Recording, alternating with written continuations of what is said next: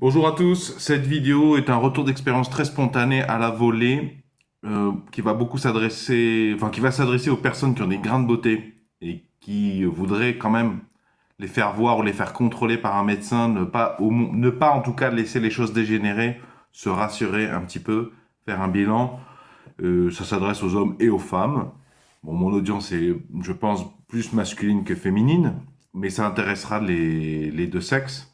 Je vais tout reprendre depuis le début pour partir depuis la situation d'inquiétude de départ. Je suppose que c'est la situation dans laquelle se trouveront les spectateurs les plus concernés qui regarderont cette vidéo. Il y a quelques mois, j'écoutais la vidéo du docteur Walid Mekedem. C'est un médecin traitant, pour la faire courte, même si tous les médecins traitants, au cours de leurs 10 années d'études, hein, je crois que c'est 10 ans pour devenir médecin traitant, médecin tout court, tous les médecins ont des petites particularités pendant ces 10 premières années d'études qui font qu'ils ont quand même des sensibilités plus dans certains domaines que d'autres. Mais le docteur Walid Mekedem, je ne sais pas si c'est lié, mais je le suis depuis des mois, voire des années sur sa chaîne YouTube, et il avait fait un sujet sur les grains de beauté. Bonjour à tous, c'est le docteur Walid Mekedem et aujourd'hui, on va essayer de faire la différence entre les grains de beauté classiques et ceux qui peuvent être très méchants, qu'on va appeler les mélanomes, c'est-à-dire des cancers cutanés, des cancers de la peau. Donc voilà, donc quels sont ces critères qu'il faut connaître? Il y en a 5. Il y a une règle assez simple justement pour les retenir, c'est la règle A, B, C, D, E. Et vous allez comprendre. Et moi, des grains de beauté, c'est vrai que j'en ai pas mal. Mon père aussi. Et il avait donné des critères. Je vous mettrai sa vidéo, 4 ou 5 critères. Et notamment, il y avait l'irrégularité dans la forme, l'irrégularité dans la couleur. Et puis, j'écoute ça, je m'en méfie parce que je sais plus comment ça s'appelle cet effet. Il y a un effet le nom d'un effet qui, qui, qui, euh, qui stipule, non, qui désigne cette situation où quand on décrit une maladie, tu as tendance à faire coïncider avec ce que tu crois connaître de ta propre vie. C'est pas, je crois pas que ce soit hypochondriaque, hein. Du coup, j'écoutais ça avec en tâche de fond. En fait, le Dr Walid Mekelem, je trouve que c'est très bien pour se cultiver. La plupart des vidéos et de ses mises en garde sur certains trucs ne te concernent pas, mais c'est toujours bien d'écouter pour le jour où il y a un truc qui te concerne plus que les autres, ou le jour où tu as un ami, une discussion, un repas de famille, ou un membre de ta famille, un enfant, un parent, tu t'aperçois quelque chose dont il t'a pas parlé, et ça peut te faire tilt, et il vaut mieux rediriger un membre de ta famille vers le Dr Walid Mekelem que les laisser barboter dans des groupes de discussion Facebook où il y a des énergéticiens, des spécialistes de l'énergie, enfin des autres vendeurs de rien, et qui vont pas résoudre le problème, mais qui vont essayer de leur soutirer quelques centaines d'euros au passage.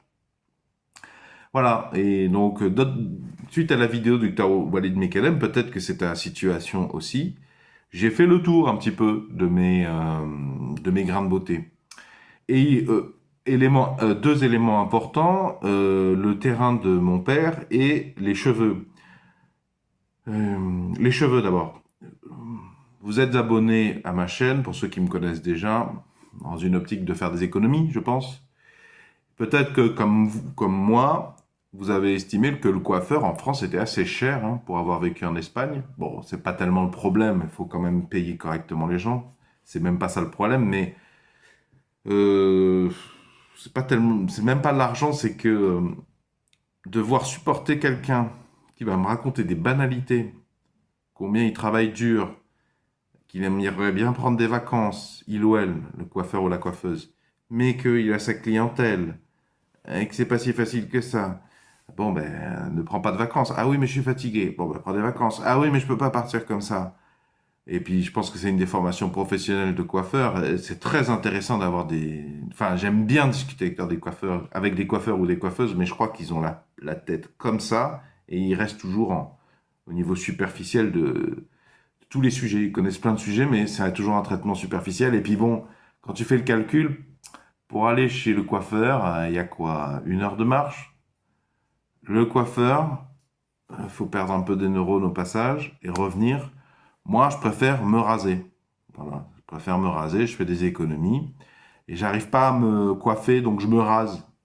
Et bon, j'habite à Montpellier, j'ai souvent chaud, je suis en obésité, donc j'ai un isolant, j'ai une surcouche d'isolant dans mon cas, et j'ai une surcharge pondérale qui fait que je génère de toute façon beaucoup trop de chaleur. Donc c'est pas inintéressant d'avoir le crâne rasé. Donc voilà, il y a des chances que toi aussi, tu regardes cette vidéo, si tu es abonné à ma chaîne pour faire des économies, il y a des chances que toi aussi tu te rases de temps en temps le crâne ou que tu sois dans une situation. Et quel rapport avec les grains de beauté? Ben, j'ai deux énormes grains de beauté là. Et on va dire, je sais pas si je me rase tous les mois, mais si je me rasais tous les mois, le truc c'est que tous les mois, je sens les lames du rasoir, là, enfin du rasoir électrique, de la tondeuse électrique qui touche. Et tous les mois, ça me rappelle que j'ai pas 40 ans, mais je m'en rapproche, et que j'ai jamais montré mes grains de beauté à un médecin. Or, il y a la vidéo du docteur Walid Mekedem. En nous observant, j'ai quelques interrogations sur certains grains de beauté qui sont survenus. Et je me suis dit, de toute façon, tu possèdes un pénis. Alors, je dis que je possède un pénis parce que je rappelle que je ne suis pas un homme, tu n'es pas un homme, tu n'es pas une femme. Tu possèdes un pénis, tu ne possèdes pas de pénis, tu possèdes un utérus, un vagin. En science, le verbe être n'a aucune validité scientifique. En science, nous ne disons pas cet objet est rouge. En science, nous disons cet objet exposé à un rayonnement de tel spectre restitue tel spectre, ce qui veut dire qu'il a absorbé telle gamme de fréquences du spectre. Voilà. Alors oui, il est rouge, c'est un raccourci, c'est une sursimplification. Mais ce que je veux dire, je possède un pénis, statistiquement, les personnes qui possèdent un pénis ont tendance à se négliger médicalement et à ne pas faire de visite de contrôle. Et moi-même, pour donner un autre exemple, je vois des personnes âgées autour de moi, quand on leur parle de chute, ou à leurs enfants, qui sont censés prendre des décisions de plus en plus, vu l'âge que prennent leurs parents, quand on leur dit « faites attention, là, vos parents, s'ils chutent, ça va être terrible », ils répondent la connerie suivante, pour le moment, il n'a pas fait de chute. Oui, mais il faut pas attendre que la personne ait fait une chute pour prendre des... Parce que précisément, quand elle va chuter, elle va se casser le fémur, le col de la hanche, le col du fémur. Voilà. Bon, et donc c'est pareil dans ma situation. Il faut pas que j'attende d'avoir négligé un éventuel cancer ou une éventuelle maladie, puisque c'est précisément quand tu laisses traîner les choses que le spectre de solutions médicales se réduit et que tu vas douiller inutilement. Voilà. En plus, j'ai la chance d'habiter dans un des rares pays du monde où c'est pas trop cher. Je précise que moi j'habite à Montpellier. Si tu habites au fin fond de certaines campagnes françaises, enfin il n'y a pas besoin d'aller au fin fond. Hein. Je suppose que si tu habites à Mazamet ou à Castres, tu as une disponibilité en termes de dermatologue qui est quand même un peu inférieure à moi qui vis à Montpellier. Moi je vis dans un quartier très populaire, il y a beaucoup de monde. Ça va avoir de l'incidence, vu que je suppose que tu te poses la question de combien ça va coûter aussi. C'est central, et je vais t'en parler. Deuxième chose, je te parlais de mon père. Mon père a fait 3 cancers avant même d'avoir atteint la retraite, avant même de partir en retraite. Et parmi les 3 cancers, je ne sais pas si c'est le bon mot, mais de toute façon, cancer, c'est un mot qui veut rien dire, tellement ça désigne des choses. Ce serait déjà mieux de dire les cancers. Mais mon père, il a eu un épinome carcinomateux au visage, ici, qui s'est fait retirer. Et en plus, mon père, pour te dire, le fait que moi, j'ai le profil des personnes qui se négligent en termes de contrôle. J'ai eu une errance médicale, en fait, notamment dentaire, suite à un passage dans une clinique qui m'a dit « Ah, bah, on va dévitaliser la dent, on va vous mettre une couronne. » Et puis, quelques mois plus tard, je me retrouvais avec le même problème de santé, sinon pire. Et en fait, on m'a fait un très mauvais travail. Et c'est assez fréquent en France dans le traitement des couronnes dentaires. J'en ai déjà parlé, je ne vais pas reparler. Mais du coup, perte de confiance dans les médecins, dans les services dentaires. 4 ans sans voir le moindre dentiste, ça c'est un autre problème parce que au moins un contrôle, est-ce que j'ai des caries ou des infiltrations tous les 2 ans, ça aurait été quand même le minimum du minimum, tu vois. Et encore 2 ans, c'est un peu beaucoup. Et fort heureusement, par ma compagne, et c'est souvent comme ça, si t'es un garçon, c'est souvent, ou si t'es un garçon ou une fille, c'est souvent comme ça dans un couple, ça va jouer quand Quand il y a quelqu'un qui est écœuré, ben, c'est l'autre conjoint qui va prendre un peu, qui va mettre de l'huile dans les engrenages. Et c'est souvent les femmes qui poussent un peu les hommes à quand même aller se faire contrôler. Et moi, ma compagne à Montpellier connaît un médecin qu'elle connaît depuis très très longtemps. Je crois que ça fait une quinzaine d'années. Il est plus tout jeune, il est loin, mais en fait, il est tellement très raisonnable au niveau du prix et il est tellement bon, malgré d'autres défauts, c'est que c'est difficile des fois d'entendre ce qu'il dit, pour ceux qui connaissent. Il est génial, mais je ne le connaissais pas. Elle m'a pris un rendez-vous avec lui et ça m'a permis de revenir, de sortir de mon errance médicale. Et donc, je te disais de mon père. Mon père, c'est tout à fait la personne qui n'en a rien à foutre de dire à ses enfants que tu as percuté que j'ai eu certaines maladies. Mon père, déjà, quelqu'un n'a rien à foutre d'aller voir ses enfants pour leur dire, au fait, moi, j'ai eu telle ou telle maladie. Vérifier au moins qu'il n'y ait pas telle ou telle maladie qui ait une dimension héréditaire, voire génétique. Ma mère un peu plus, ouais, quand même beaucoup plus, mais c'est pas encore idéal non plus. Et, ouais, et donc quand même, et voilà, et ouais, mes parents ont des mentalités qui, pour certains côtés, sont très nocives. Et donc je suis quand même le public cible, et probablement que toi aussi. Statistiquement, nous sommes majoritaires, il me semble. Négligence, laisser traîner des problèmes, et mince, ah, mais j'ai un problème plus grave que ce que je pensais. Alors, comment faire contrôler tes grains de beauté? La première étape, ça a été Doctissimo pour moi, d'aller sur Doctissimo et de prendre rendez-vous chez un médecin traitant. Mais le problème, c'est que, et ça sera, ça sera probablement ton problème aussi, c'est que j'avais pas de médecin traitant, en fait. Déjà, j'avais fait un premier déménagement à Montpellier-Est. J'avais trouvé une nouvelle médecin traitante qui habitait à côté de moi, mais elle était vraiment pas ouf. Elle était vraiment pas ouf. Je lui demandais de me faire vacciner contre la grippe. Elle m'a raconté n'importe quoi. J'ai redéménagé derrière. J'avais trouvé une nouvelle médecin traitante, mais quand j'y suis allé, elle a oublié de faire la manip pour me prendre en médecin traitant, ce qui fait que j'étais toujours attaché à l'autre, que j'allais pas voir parce qu'elle était mauvaise et à l'autre bout de Montpellier. Donc, je te dis, Doctissimo, j'ai repris rendez-vous avec la médecin pas trop loin de chez moi, mais qui avait oublié de me mettre un médecin traitant, qui m'avait dit, on fera ça la prochaine fois. Je te recommande Doctissimo parce que ça m'a vraiment soulagé, c'était beaucoup plus simple que ce que je pensais. J'ai pu avoir un rendez-vous assez facilement, je crois une semaine plus tard, même pas. Et puis en passant par Internet, donc, parce que ce qui bloque aussi, c'est les passages par les secrétaires, les coups de téléphone.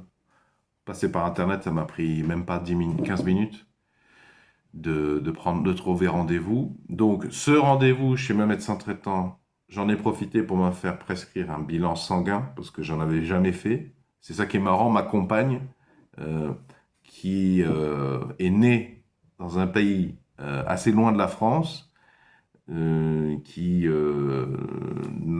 pas comme moi, est née avec la nationalité française, elle fait un bilan tous les ans. Et elle a raison, hein. Et moi, qui suis né en France, de Français de souche, ça n'existe pas les Français de souche, et c'est une expression raciste, hein, oui, mais pour expliquer, moi j'ai jamais fait de bilan de sanguin, quoi. Et j'approche de mes 40 ans, et je souffre d'obésité depuis 3-4 ans maintenant. Non, mais, je me disais, t'es con, quoi. Alors, je me suis fait prescrire le bilan sanguin, et j'ai dit, oui, et j'ai montré mes grains de beauté à mes médecins traitants. Et donc, la médecin traitant, il y a certaines choses, elle m'a dit non, ça, c'est pas très grave.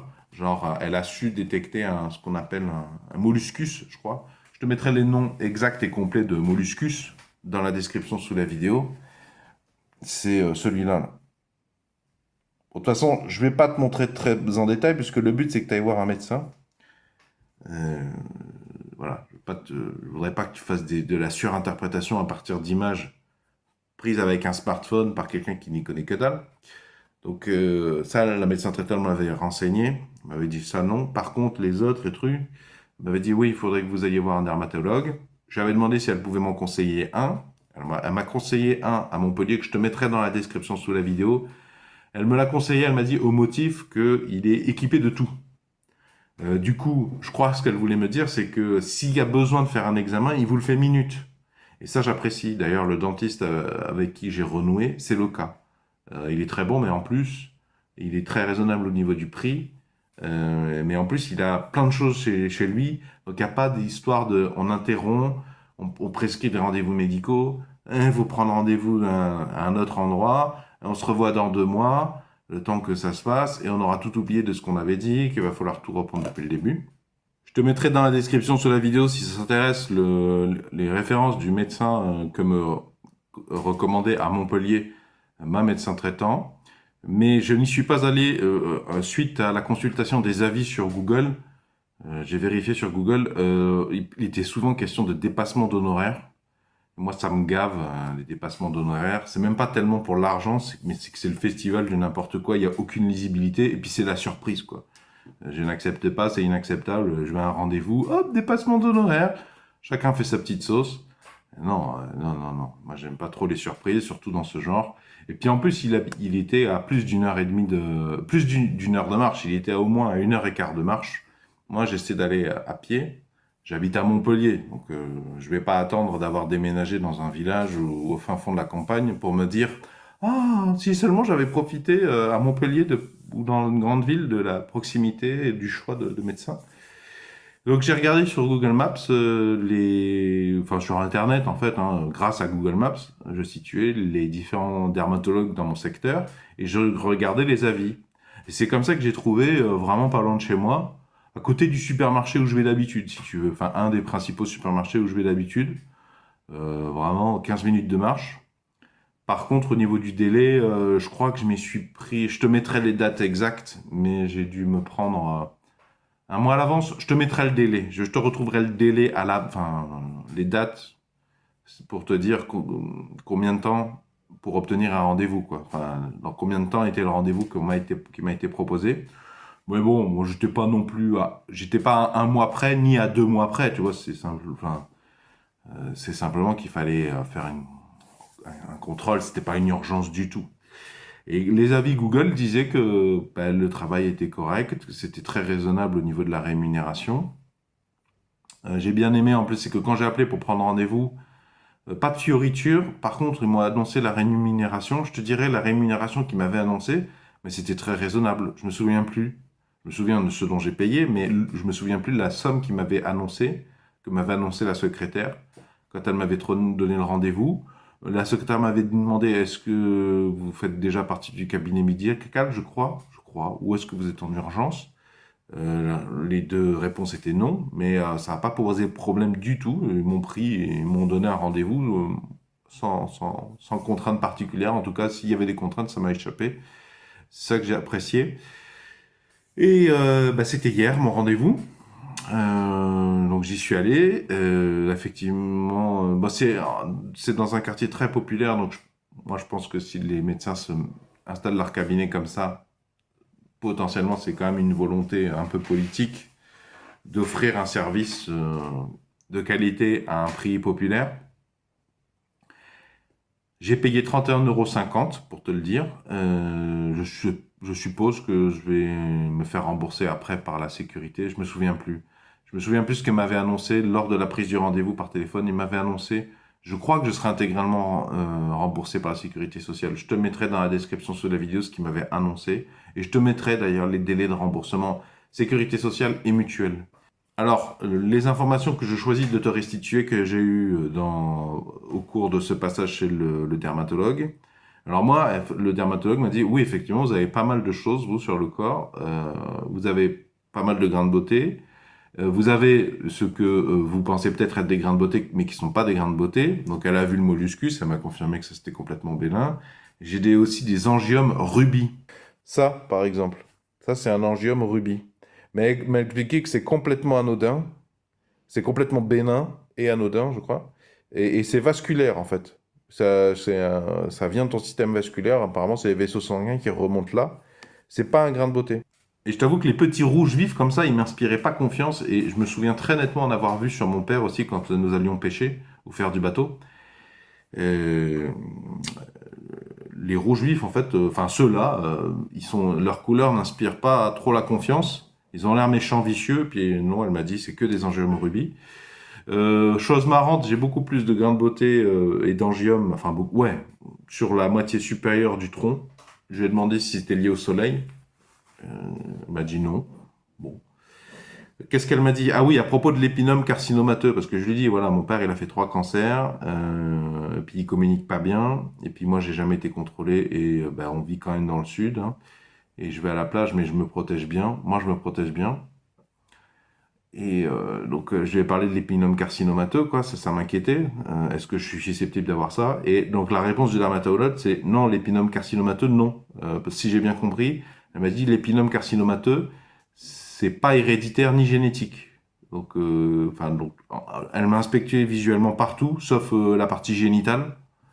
Dans la partie génitale, j'avais un grain de beauté qui m'inquiétait, que j'ai montré, mais sans montrer mon sexe, quoi, parce que c'était au-dessus, un peu au-dessus. Euh, j'ai montré tout ce que je voulais montrer, mais en plus, elle m'a demandé de m'allonger sur le dos, sur le ventre, elle a tout inspecté, même sous les pieds.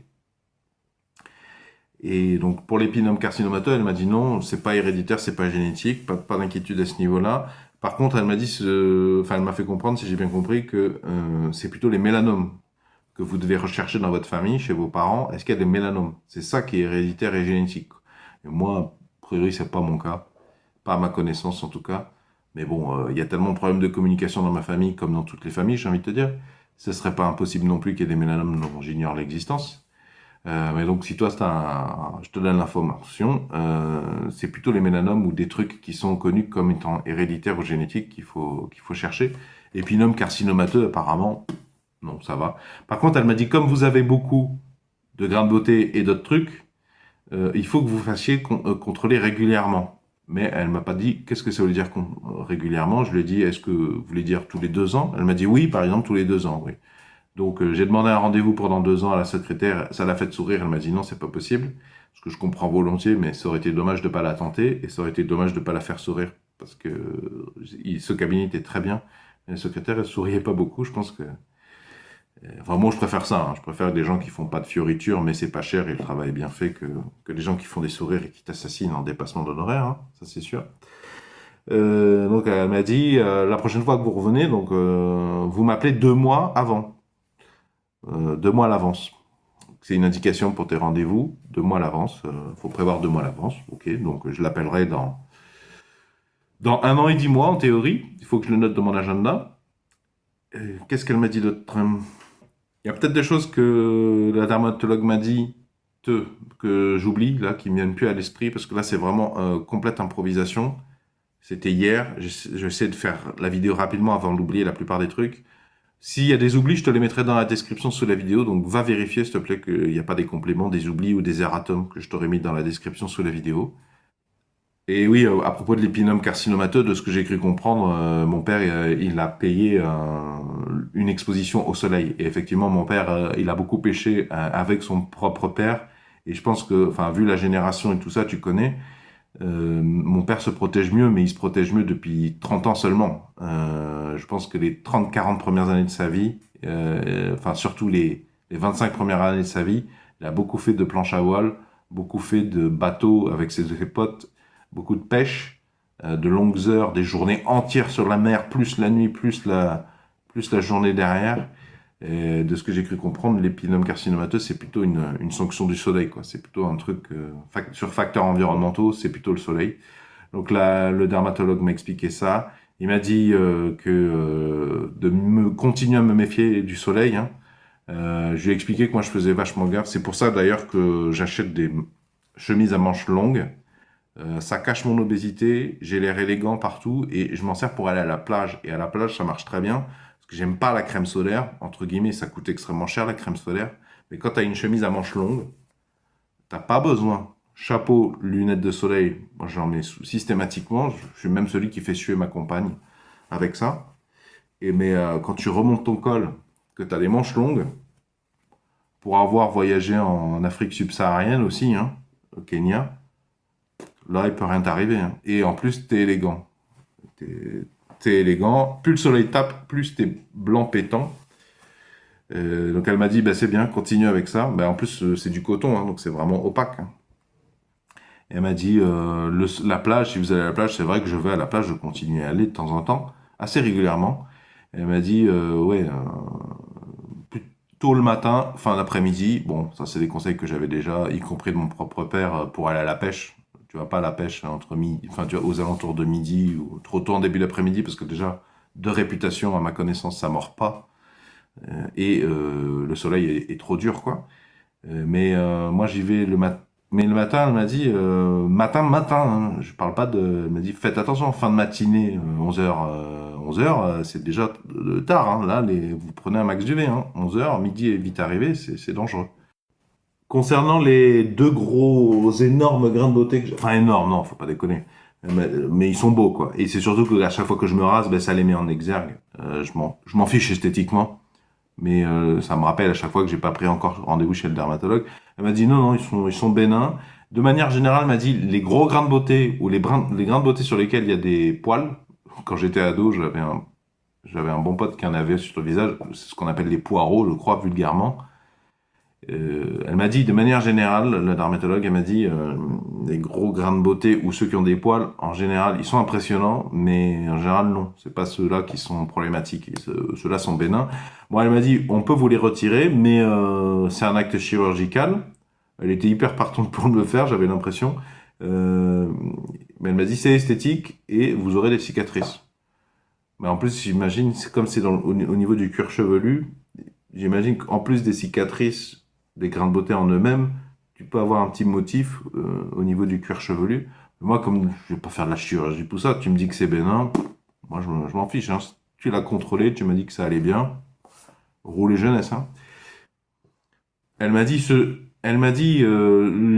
plutôt les grains de beauté dont il faut se méfier, ce sont qui sont lisses, par opposition à cette idée que ceux qui sont gros, qui sont impressionnants, qui retiennent notre attention. Non, il vaut plutôt se méfier des grains de beauté qui sont lisses. Après, j'ai un grain de beauté au niveau du ventre, là. Tu vois celui-là, là. Donc là, tu as la tête en bas, mon nombril est par là. Hein. Et celui-là, il a une tête bizarre. Justement, si tu regardes la vidéo de Dr Walid Mekedem, tu peux te dire, oh là, des biteintes un peu irréguliers. Mais en fait, lui, c'est un grain de beauté gonflé, on va dire standard. Mais je me le suis souvent dégommé en me touchant, manipulant. Je me suis fait des croûtes, en fait. C'est pour ça qu'il a une tête, mais il est... La dermatologue l'a vu et elle m'a dit non, non, celui-là, il n'y a pas de problème. Elle m'a dit mot pour mot, je peux vous le cramer si ça vous gêne. Non, ça me gêne pas. Tant que je me fais pas une infection à force de me faire des croûtes. Et puis les croûtes, c'est pas non plus tous les jours. C'est sur le temps long que j'ai modifié son aspect esthétiquement en le touchant, en le manipulant. Voilà, je pense t'avoir tout dit, mais encore une fois, les oublis, je te les mettrai dans la description sous la vidéo. J'espère que ça pourra être utile à passer à l'acte, surtout. Parce que bon, je te restitue des éléments que m'a donné le médecin, mais bon, rien ne vaut, je pense, hein, d'aller chez le médecin. Et en plus, le médecin peut se tromper aussi. Hein. Le dermatologue, il peut te dire c'est bénin, et puis on peut se rendre compte 1 an, 2 ans, 10 ans plus tard qu'il avait un peu loupé quelque chose. C'est pas non plus sûr à 100%.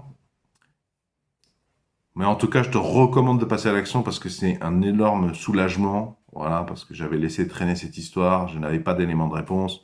Discuter avec le médecin traitant, sous l'impulsion, sous l'incitation du docteur Walid Mekedem d'ailleurs, hein, je te recommande d'aller voir sa vidéo. Ça m'a aiguillé, ça m'a soulagé, on a pu exclure pas mal de scénarios angoissants. Et on voit un peu plus l'avenir, je sais ce qu'il me reste à faire tous les 2 ans, voilà, c'est réglé. Continuer à se protéger du soleil. D'ailleurs, je commence à mettre la pression à madame parce qu'elle ne veut pas mettre son chapeau. Mais depuis qu'elle m'a expliqué que mon père il a eu un épidème carcinomateux, qu'il a eu droit à un acte chirurgical, s'il refuse de mettre son chapeau à madame, ça va 5 minutes. Je pense que j'ai déjà commencé à serrer la vis et à mettre un peu les pendules à l'heure, si tu vois ce que je veux dire. Dans le respect de la personne, hein, mais voilà. Surtout qu'en vieillissant, les UV, la peau, la flexibilité, la perte de la flexibilité, de la souplesse de la peau, les déformations du visage, ça se paye. Hein. Déjà que vieillir, c'est pas marrant, mais en plus, quand t'as pas mis de chapeau, et ça va, j'ai pas envie de vivre avec un zombie. Hein. J'espère que ça pourra t'être utile. Si tu as apprécié ma démarche, est-ce que tu peux mettre un pouce vers le haut, s'il te plaît? Est-ce que tu peux mettre un j'aime? Pour ceux qui veulent vraiment me soutenir, ce qui serait vraiment efficace, s'il vous plaît, est-ce que vous pouvez laisser une publicité vidéo skippable s'écouler entièrement de temps en temps sur une de mes vidéos? Si ça t'intéresse d'avoir régulièrement accès à des solutions, de cultiver ta capacité à résoudre les problèmes, eh bien, je te souhaite la bienvenue sur la présente chaîne YouTube, puisque c'est la thématique pilier. Et je t'invite à cliquer sur le rond qui va s'afficher ici dans quelques secondes, au motif que ça t'abonne gratuitement. Quant au rectangle, si tu cliques dessus, ça t'emmènera vers tous mes épisodes de mathématiques, veiller sur sa santé et celle de ses proches. Il n'y a pas que des retours d'expérience longs comme celui-ci face caméra, il y a aussi des petites astuces très très pratiques pour l'été. Les oursins dans les pieds, contact méduse, etc., etc. Je t'invite à aller farfouiller si tu veux améliorer ta capacité à savoir ce qu'il faut faire quand ça arrive, voire même anticiper, parce que c'est bien beau d'aller à l'océan, à la plage, mais ce serait bien de prévoir une ou deux trucs, parce que tu peux regretter amèrement de pas avoir pris une simple aiguille à coudre et t'apercevoir que même les plages surveillées avec une gendarmerie et un poste de secours, aucun des deux n'a le droit de te donner une aiguille et aucun des deux peut ne pas en avoir, hein. Pourtant, dans des plages très connues, genre Grand Cros par exemple.